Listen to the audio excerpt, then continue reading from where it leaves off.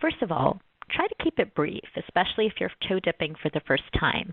It's more important to provide consistent value in terms of adding to a conversation that's already happening than it is to always be the leader and trying to create new dialogue.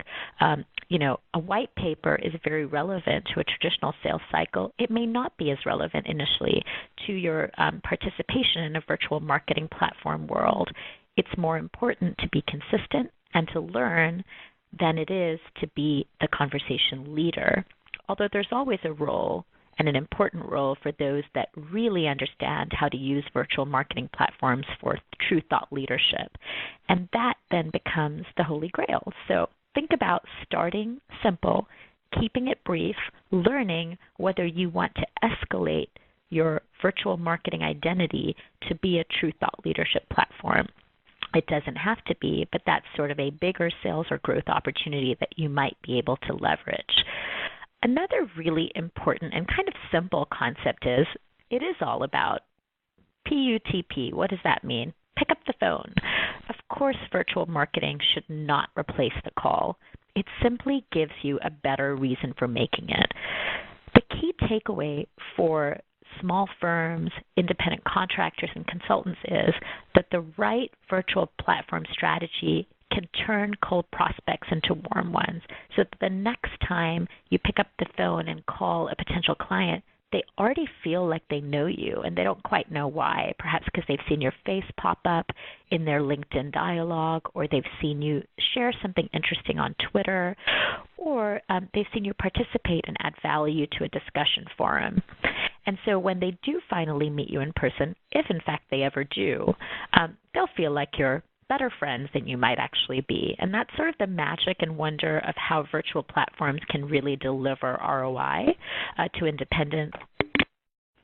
The fact is, this is a trend that's not going away. There's two parts to thinking about your personal virtual marketing platform strategy.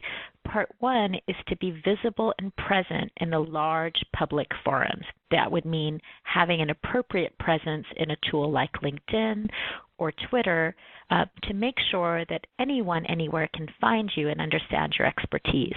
Part two is to find those more niche and specific and sometimes more private forums where decision makers might gather and have conversations.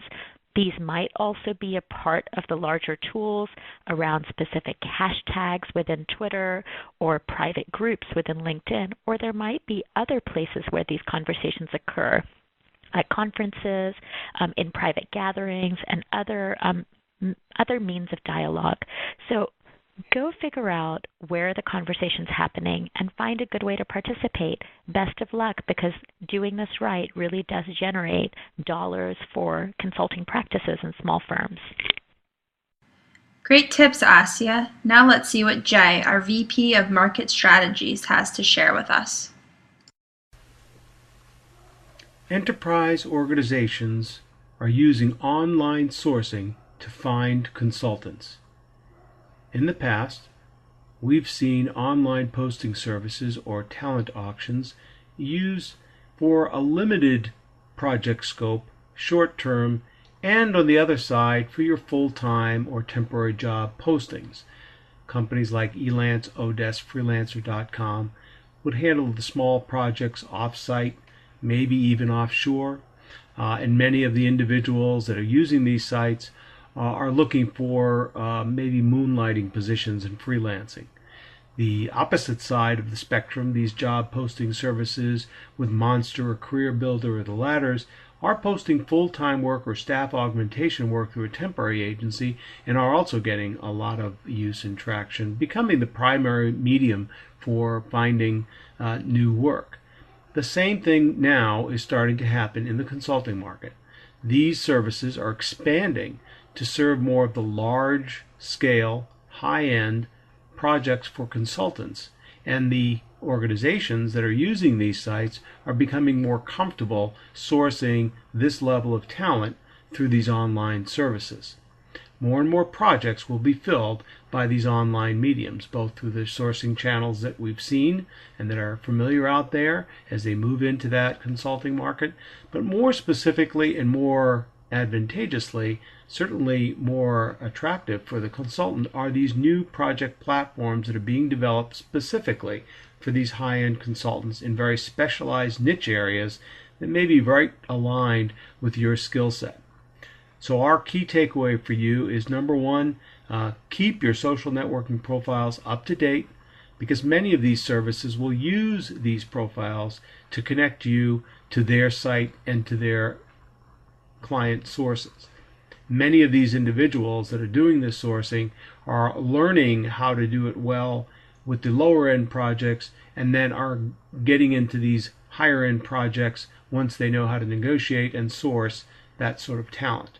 And also beware to specialize with some of these newer sites, or experiment with some of these newer sites, as they may not have a lot of traction today, but mark our word, in the next 1 to 2 years, we're going to see a greater increase in project platforms developed specifically for higher end consultants. It's a good idea to be experimental, to be open-minded, and to sign up for some of these sites as you see them, and see if in fact it will be something that could ultimately serve your consulting career. Really interesting, Jay. Thanks for sharing. I'm sure everyone listening will take a few minutes to review their social profiles later today. Next up is Dennis Kanagai, President of MBO Enterprise Solutions, who will present trend number 4, the rise of procurement middlemen. Welcome, Dennis. Over the last decade, much of corporate America have decided to outsource the acquisition and administration of their contingent workforce spend to companies called managed service providers, or MSPs.